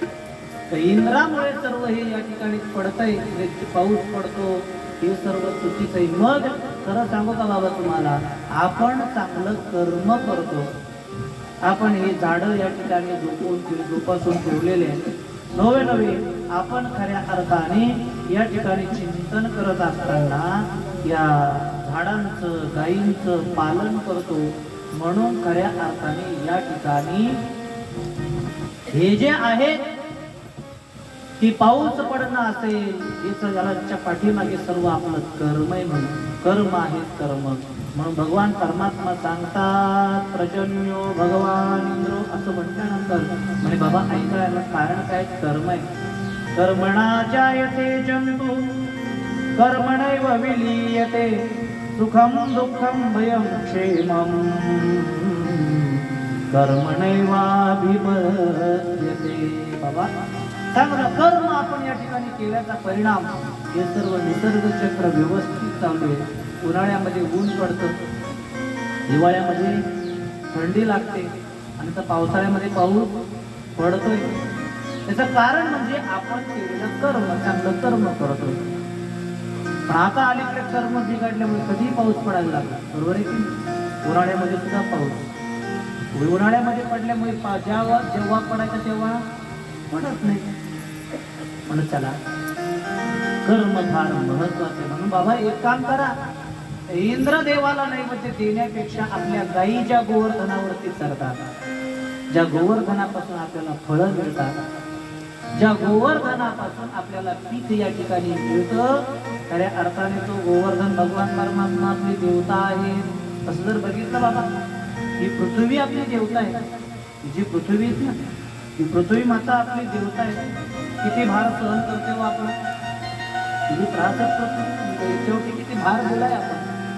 महाराज या 50 किलोच्या शरीरासाठी, 70 किलोच्या शरीरासाठी आता किती क्विंटलचं किती मोठं घर आपण बांधून ठेवलं, विचार करा. एवढा मोठा बोजा या घरासाठी, या घराचं सहन करते की नाही, विचार करा. महाराज या पृथ्वी मातेवरती आपण बोर घेतो काय, मोठमोठे खड्डे खोदतो काय, त्रासच होत असेल की नाही तिला? हा त्रासच होत असेल. हा भारती आपला सर्व सहनच करते. ही आपली देवता आहे, तिच्यापासून आपल्याला अन्न मिळतं, तिच्यापासून आपल्याला अन्न देवतं. म्हणून खरं अर्थाने बाबा या पृथ्वीला आपण नमस्कार केला पाहिजे, तिला नैवेद्य दिला, तिचंच घ्यायचं, तिला घ्यायचं काय महादेव. हा मी तर म्हणत असतो, सकाळी उठलं, शास्त्रही सांगतं, सकाळी उठल्याबरोबर पहिला नमस्कार कोणाला केला पाहिजे? पृथ्वी मातेला. ज्या ठिकाणी झोपलोय तर तिला केला पाहिजे. म्हणून महाराज पृथ्वी माता देवता आहेत आपली. हा जिथून आपल्याला अन्न मिळतं, हा या ठिकाणी गोवर्धन आपली देवता आहे, त्याची पूजा करायची बाबा. आता भगवंतावरती मला त्याचा थोडासा अधिकार कळलेला होता याला. हा काय सर्वसामान्य नाही, साधा नाही. कृष्णा तू म्हणतोस ते खरंय बाबा, त्याची या ठिकाणी साधना करायची, त्याला नैवेद्य तयार करतो, तो नैवेद्य गोवर्धनाला द्यायचा. पण तो इंद्र रागवेल ना, इंद्रला रागेल ना आपण जर त्याला नैवेद्य जर दिला नाही तर. त्याने संकट पाठवले तर भगवंत बोलले बघून घेऊ काय होईल. संकट जो त्याला जर आपण नैवेद्य दिला तर तो आपलं रक्षणही करेल ना. मग आता जो नैवेद्य तयार केला होता तो सर्व नैवेद्य गाडी बैलामध्ये भरला देवाला आणि गोपाळांना सर्वांना सोबत घेऊन भगवंत गोवर्धनाच्या दिशेने निघालेले आहे. भगवंत भजन करत करत निघाले. इकडे नंदबाबाने आठी घालून घेतलेले, कृष्णा बघ संकट आले तर तुझ्या देवाला आपलं रक्षण करावं, तू म्हणतोस ठीक आहे गोवर्धनाला द्यायचं नाही देतो, संकट आले तर रक्षण करेन. अरे आम्ही साधे भोळे गोपाळ आहेत, राहायचं कसं आम्हाला कळत नाही, तू तुझा देव स्वीकारेन का आमचा नैवेद्य? म्हणे का स्वीकार नाही, स्वीकारणार नाही. अरे साधा नैवेद्य देव बोलला ते कधी बघतच नाही ना, तुम्ही काय देताय ते बघतच नाही. मग तुमच्या अंतःकरणाचा तो भाव बघतो की किती तुम्ही अंतःकरणापासून देताय. नाहीतरी कोणाचं काय स्वीकारलं आपल्याला सर्व चिंतनामध्ये माहितीच आहे, पत्रम पुष्पम फलम तोयम यो मे भक्त्या प्रणश्यती, हे सर्व स्वीकारतोच ना. तो कोणाचं काय बघितलं, भाजीचं देठ घेतो तरी संतुष्ट होतो. आपण मागे चिंतन करून विदुर काकाच्या पत्नीच्या केळीच्या साली खाल्ल्या तरी संतुष्ट आहे, हा तरी संतुष्ट आहे. तुकोबरांच्या कण्या खाल्ल्या तरी संतुष्ट आहे, विदुराच्या कण्या खाल्ल्या तरी संतुष्ट आहे. काय देतात हे बघत नाही, किती अंतःकरणापासून द्या बाबा. नैवेद्य घेऊन निघालेले आहे, भजन करत करत करत गोवर्धनाजवळ गेली. गोवर्धन भगवान परमात्म्याला नैवेद्य दिले. तो काय लहान आहेत का? किती किलोमीटरची परिक्रमा आहे? 21 किलोमीटरची परिक्रमा आहे. 21 किलोमीटर एवढा मोठा तोचा व्यास आहे. एवढ्या मोठ्या गोवर्धनाला कसा द्यायचा नैवेद्य? हा त्याला कसा द्यायचा? मग काही नाही, प्रतीक म्हणून त्या ठिकाणी गोवर्धन भगवान परमात्म्याला प्रतीक म्हणून दगड मांडलेला. आता त्याला स्नान घालायचं. आपण कोणतेही मला देव गेल्यानंतर देवाला सकाळी स्नान घालतो, किंवा मंदिरात गेलं तर तांबे घेऊन जातो की पाण्यात, आणि मग त्याला पहिले त्याच्यामध्ये पाणी टाकतो, त्याला स्वच्छ करतो, आणि मग त्याला काय आपल्याला पूजा करायची ती अर्पण करतो. आणि मग तशा पद्धतीने गोवर्धनाची पूजा करायची. पाणी जवळ नाही, देव येतो, त्याला काय करता येत नाही, जवळ त्याने मानसी गंगा निर्माण केली. गेले गोवर्धन परिक्रमा केली का कोणी? केले का? हो म्हणत जावं लवकर, म्हणजे मला बरं वाटतं. हा केले ना, त्या आज त्या मावशीने केली. हा नाही केली मग कधी करणार? गोवर्धन परिक्रमा जे जे गेलेले आहेत गोवर्धनाला, त्या गोवर्धन भगवंताचं मंदिर आहे, बाजूलाच मानसी गंगा आहे. मानसी गंगेमध्ये आपण स्नान करतो. तेथे भगवंताने मानसी गंगा तयार केली. नवे गेले सर्वजण गोपाळ, पाणी आणलं, जो गोवर्धन प्रतीक केला होता त्याचं पूजन केलं, नवे त्याची पूजा केली. आता नैवेद्य द्यायचा आहे, जो आणलेला नैवेद्य तो नैवेद्य द्यायचा. गोपाळाने सांगितलं, देवा नैवेद्य देण्याच्या अगोदर जरा परिक्रमा करायची इच्छा आहे, परिक्रमा करायची. म्हणे हो हो चला म्हणे, मग आपण सर्वजण परिक्रमा करू. आणि मग स्वतः भगवान परमात्मा गोपाळ महाराज या ठिकाणी नाचत नाचत गोवर्धनाच्या परिक्रमेला निघालेले. आपण सुद्धा थोडस शरीर इथं ठेवू आणि मानसिक दृष्ट्या भगवान परमात्म्याच्या गोपाळांच्या परिक्रमेमध्ये या ठिकाणी महाराज सामील होऊ. मैं तो गोवर्धन को जाओ मेरे वीर, नहीं माने मेरे मनवा. मैं तो गोवर्धन को जाओ मेरे वीर, नहीं माने मेरे मनवा. बोला तो गोवर्धन को जाओ मेरे वीर, नहीं माने मेरे मनवा. मैं तो गोवर्धन को जाओ मेरे वीर, नहीं माने मेरे मनवा. मैं तो गोवर्धन को जाओ मेरे वीर, नहीं माने मेरे मनवा. मैं तो गोवर्धन को जाओ मेरे वीर, नहीं माने मेरे मनवा. मैं तो गोवर्धन को जाओ मेरे वीर, नहीं माने मेरे मनवा. मैं तो गोवर्धन को जाओ मेरे वीर, नहीं माने मेरे मनवा. नहीं माने मेरे मनवा, नहीं माने मेरे मनवा. नहीं माने मेरे मनवा, नहीं माने मेरे मनवा. नहीं माने मेरे मनवा, नहीं माने मेरे मनवा.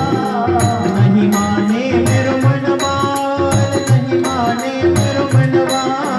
गोवर्धन को जाओ मेरे वीर, नहीं माने मेरे मनवा. गोवर्धन को जाओ मेरे वीर, नहीं माने मेरे मनवा. गोवर्धन को जाओ मेरे वीर, नहीं माने मेरे मनवा. मैं तो गोवर्धन को जाओ मेरे वीर, नहीं माने मेरे मनवा.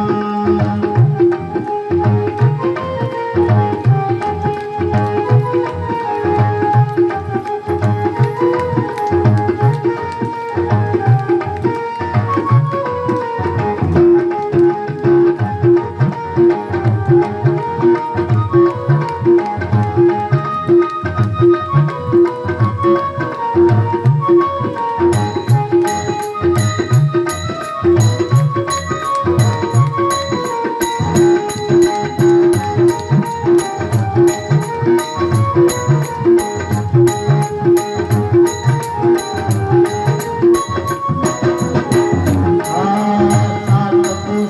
गई परिक्रमा, सात कोस की गई परिक्रमा, सात कोस की गई परिक्रमा। मानसी गंगा नहाऊं वीर नहीं माने मनवा, तो गोवर्धन को जाऊं मेरे वीर नहीं माने मेरे मनवा, तो गोवर्धन को जाऊं वीर नहीं माने मेरे मनवा, तो गोवर्धन को जाऊं मेरे वीर नहीं माने मेरे मनवा। सात तीर की करो पढ़ाई, सात तीर की करो पढ़ाई, सात तीर की करो पढ़ाई, सात तीर की करो पढ़ाई, सात तीर की करो पढ़ाई, सात तीर की करो पढ़ाई, सात तीर की करो पढ़ाई, सात तीर की करो पढ़ाई। ब्राह्मण भोजन दो मेरे वीर नहीं माने मेरे मनवा, तो गोवर्धन को जाओ मेरे वीर नहीं माने मेरे मनवा, तो गोवर्धन को जाओ मेरे वीर नहीं माने मेरे मनवा, तो गोवर्धन को जाओ मेरे वीर नहीं माने मेरे मनवा। श्री गिरिराज पे दूध चढ़ाओ, श्री गिरिराज पे दूध चढ़ाओ, श्री गिरिराज पे दूध चढ़ाओ, श्री गिरिराज पे दूध चढ़ाओ, श्री गिरिराज पे दूध चढ़ाओ, श्री गिरिराज पे दूध चढ़ाओ, श्री गिरिराज पे दूध चढ़ाओ, श्री गिरिराज पे दूध चढ़ाओ। मेरा भोग लगाओ मेरे वीर नहीं माने मेरे मनवा, गोवर्धन को जाओ मेरे वीर नहीं माने मेरे मनवा, गोवर्धन को जाओ मेरे वीर नहीं माने मेरे मनवा, गोवर्धन को जाओ मेरे वीर नहीं माने मेरे मनवा, गोवर्धन को जाओ मेरे वीर नहीं माने मेरे मनवा, गोवर्धन को जाओ मेरे वीर नहीं माने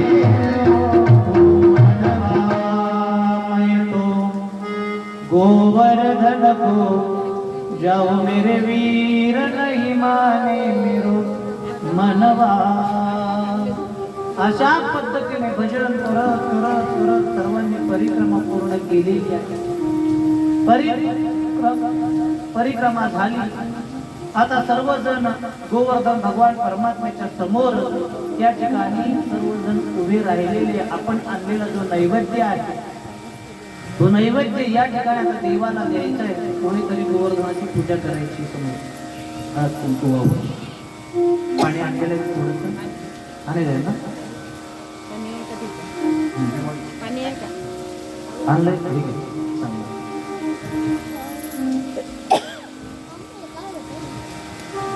गोवर्धनाची पूजा या ठिकाणी करत आहे। गोवर्धन भगवान परमात्म्याला नैवेद्य द्यायचा आहे आणि सर्व गोपाळांनी हात जोडलेले आहेत। आपण आणलेला नैवेद्य भगवंताच्या समोर ठेवला आणि मग भगवंताने तो नैवेद्य अर्पण करणार। एवढ्यामध्ये या ठिकाणी सर्वांनी हातामध्ये पाणी घ्यायचं, पाणी फिरवायचं। जे सप्तधान्य आणलेलं आहे तर सर्वांनी सप्तधान्याला नैवेद्याला पाणी फिरवायचे। ब्रह्मार्पणं ब्रह्मवीर ब्रह्मावृणावतं ब्रह्मैव तेन गन्तव्य ब्रह्मकर्म समाधिना। वदनी कवळ घेता नाम घ्या श्री हरीचे, सहज वन होते नाम घेता फुकाचे। जीवन करी जीवित्वा अन्न हे पूर्ण ब्रह्म, उदर भरण नोहे जाणीचे यज्ञ कर्म। गिरी गोवर्धन भगवान की जय। गोवर्धनाचं पूजन या ठिकाणी केलं आणि मग भगवंताला म्हणू लागले, देवा तू बोलला होतास ना प्रत्यक्ष येऊन भगवंत नैवेद्य घेऊन, हो त्याला अंतःकरणापासून बोलवा, अंतःकरणापासून बोलवलं। गोवर्धन भगवान परमात्मा श्री कृष्णाचं चतुर्भुज रूपाने प्रगट झाले आणि मग सर्व गोपाळांनी भगवंताचं दर्शन घेतलं। आता आपल्या हाताने भगवंताला नैवेद्य गोपाळच्या ठिकाणी देऊ लागले। भगवंताने नैवेद्य घेतला, आनंदात बोर झालेले विचार करू लागले, नंद बाबा आतापर्यंत आपण मित्राला नैवेद्य देत होतो, प्रत्यक्ष कधी नैवेद्य घेतला नाही, आज प्रत्यक्ष येऊन गोवर्धनाने आम्हाला दर्शन दिलं। आनंद विभोर झाले, भगवंताचं दर्शन घेतलं गोवर्धनाचं। गोवर्धन भगवंत आशीर्वाद देऊन अदृश्य झालेले आहे। आणि मग राहिलेला जो प्रसाद आहे तो सर्वांनी वाटून घेतला, प्रसाद घेतला आणि आता आनंदाने भजन करत करत करत इकडे निघाले आपल्या घराकडे. गोकुळात येऊन पोहोचत नाही. तर परिणाम काय झाला? इकडे महाराज नारद महर्षी गेले इंद्राकडे स्वर्गामध्ये. इंद्राकडे गेल्यानंतर इंद्राला बोलू लागले, इंद्रा अरे बाबा आपल्याला काही बरं वाटलं नाही म्हणे. काय झालं? अरे म्हणे प्रतिवर्षी तुला या ठिकाणी जो नैवेद्य देत होते तो नैवेद्य तुला भेटला का? आणि नाही भेटला. मग विसरले असतील म्हणे. नाही नाही म्हणे, अरे तुला नैवेद्य तयार केला होता, पण कृष्णाने कोणाला द्यायला लावला? गोवर्धनाला द्यायला लावला. राग आला इंद्राला. ते म्हणतात मेघाला सांगितलं, जा असा वर्षाव करा, असा वर्षाव करा तर त्या ठिकाणी सर्व गोकुळ वाहून गेलं पाहिजे, गायी वाहून गेल्या पाहिजे, इतका वर्षाव करा. मग महाराज दिवसा असे ढग दाटून आले, जसे आत दाटून आले. दिवसा काळोख तयार झाला. सुसाट्याचा वारा सुटला, विजांचा कडकडाट सुरू झाला. भगवंताला म्हणू लागले कृष्णाला, म्हणजे नंद बाबा बघ म्हणे इंद्राने संकट पाठवलं. इंद्र कोपला म्हणजे जरी कोपला असणार काळजी करू नका बाबा, ज्याने आता नैवेद्य घेतला तो आपलं रक्षण करेल. चला मग सर्वजण परत गोवर्धनाकडे निघाले. गोवर्धनाजवळ गेले. पाऊस पडू लागला आणि अशा अवस्थेमध्ये आता कसं रक्षण करणार हा? म्हणे आपल्याला उचलायचे. अरे आता लहान आहे का पर्वत, एवढं उचलायचं होतं की कापसाची गोणी मुरमुऱ्याची गोणी उचलायची कशी? नव्हे बाबा, आपला दृढ विश्वास, लावा हात. सर्वांनी हात लावले, जे जे कार केला. परिणाम गोवर्धन भगवान परमात्मा अलगद उचलल्या गेला. बोलिये गोवर्धन भगवान की जय. गोवर्धन उचलला, भगवंत आतमध्ये गेले, देवडा चरणी उभे राहिले. करंगळी त्याला लावलेली आहे. बाकीच्या गोपाळांमध्ये या आतमध्ये सर्वजण आतमध्ये गेले. बाकीच्यांनी काठ्या लावल्या, कोणी हात लावले, भगवंताला सहकार्य करताय. काही गुरु सर्वजण आतमध्ये पाऊस पडत होता. आतमध्ये पाणी जाऊ नये म्हणून शेषाने चौबाजूला वेटाळ घातलेला आहे. आणि मग भगवंताच्या स्वरूपाचा आनंद घेतात. नवे नामस्मरण करतात. श्रीकृष्ण गोविंद हरे मुरारी हे नाथ नारायण वासुदेवा. महाराज एक दिवस झाला, कोणाला तहान लागली नाही, कोणाला भूक लागली नाही. महाराज एक दिवस पुढे येऊ जाऊ लागला. नवे नवे असं बोलता बोलता किती दिवस आतमध्ये भगवान परमात्म्याने गोपाळाचं रक्षण केलं. 7 दिवस आपल्या करंगळीवरती या ठिकाणी गोवर्धन धरलेला आहे. गोवर्धन या ठिकाणी धरला. शेवटी 7 दिवस झाले. इंद्राने पाऊस बंद केला. त्याला वाटलं चला जरा गोकुळची अवस्था बघून येऊ. काही राहिलं की नाही. आलं तर बघताय घर कसे गोकुळवरचे दिसत नाही, कुठे गेले? आणि गोवर्धनाचे गेले की नाही. गोवर्धनाजवळ जाऊन बघताय तर जगाचा चालक म्हणत एवढा चरणी कुमार. सुंदर महाराजांची झाकी. सर्व गोपाळ बाजूला आहे. कोणी काठ्या लावलेली झाकी, कोणी भगवंताचं मुख बघतंय, कोणी भगवंताच्या नामस्मरणामध्ये तल्लीन झालेलं, कोणी महाराज या ठिकाणी गोड अशा स्वरूपामध्ये आनंदाने नाचतंय. अशी अवस्था ज्या वेळेस बघितली तेव्हा इंद्राला सुद्धा वाईट वाटलं. अरे आपण विनाकारण परीक्षा बघितली देवाची. आणि मग भगवंताला शरण गेली. इंद्रदेवा माझी मानसिक या ठिकाणी खऱ्या अर्थाने चुकी झालेलं आहे, माझी चूक झाली, आता परत चूक होणार नाही. म्हणून सर्वांना बाहेर या ठिकाणी यावं अशी विनंती केली. सर्वजण भगवंताने बाहेर काढले. स्वतः भगवान परमात्मा बाहेर गेली. इंद्राने शरण धरलेले आहे. देवाच्या या ठिकाणी शरण धरले. इंद्र शरण आला. शरण आलेला इंद्र या ठिकाणी भगवान परमात्म्याला तापून येऊ लागला. परत देवा माझ्याकडून अशी चूक होणार नाही अशी इंद्राने या ठिकाणी कबूल केली. इंद्राचा गर्व अहंकार त्या ठिकाणी निघून गेला. इंद्र भगवान परमात्म्याची स्तुती करतो. नमस्तुभ्यं भगवते पुरुषाय महात्मने वासुदेवाय कृष्णाय सात्वतां पतये नमः. अशी गोड इंद्राने भगवंताची स्तुती केली. भगवंताने गोवर्धन दिल्यातून आपला कर्म सिद्धांत या ठिकाणी ठेवला. गोडाचा कर्म सिद्धांत महाराज या कथेमधून आपल्याला बघायला मिळतो. पुढे या कथेच्या नंतर यज्ञ पत्न्यांवरती भगवान परमात्मा कृपा करतो. अशी गोड अशी एक लीला आलेली आहे की ऋषी पत्नीवरती भगवान परमात्म्याने कृपा केलेली आहे. आणि या लीलेच्या नंतर रास लीलेचं चिंतन आलेलं आहे, ज्याला पंच अध्यायी लीला म्हणतात. नवीन भागवतातला प्राण म्हणजे ही या ठिकाणी पंच अध्यायी नवीन ही रास लीला आहे. या लीलेचं चिंतन आपल्याला करायचंय. पण या लीलेचं चिंतन करण्याच्या अगोदर थोडंसं भगवान परमात्म्याचं भजन करू आणि 20 मिनिटाची विश्रांती या ठिकाणी घेऊ. हे सर्वांनी मिळून भगवान परमात्म्याचं भजन करा. श्रीराम जय राम जय जय राम. श्रीराम जय राम जय जय राम. श्रीराम जय राम जय जय राम. श्रीराम जय राम जय जय राम. श्रीराम जय राम जय जय राम. श्रीराम जय राम जय जय राम. श्रीराम जय राम जय जय राम. श्रीराम जय राम जय जय राम. श्रीराम जय राम जय जय राम. श्रीराम जय राम जय जय राम. श्रीराम जय राम जय जय राम. श्रीराम जय राम जय जय राम. श्रीराम जय राम जय जय राम. श्रीराम जय राम जय जय राम. श्रीराम जय राम जय जय राम. श्रीराम जय राम जय जय राम. श्रीराम जय राम जय जय राम. श्रीराम जय राम जय जय राम. जय राम जय जय राम. श्रीराम जय राम जय जय राम. श्रीराम जय राम जय जय राम. श्रीराम जय राम जय जय राम. श्रीराम जय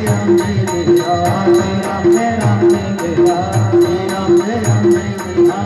श्रीराम जय राम जय जय राम. राम जय राम जय जय राम. गोपाल कृष्ण भगवान की श्रीमद् भागवत महा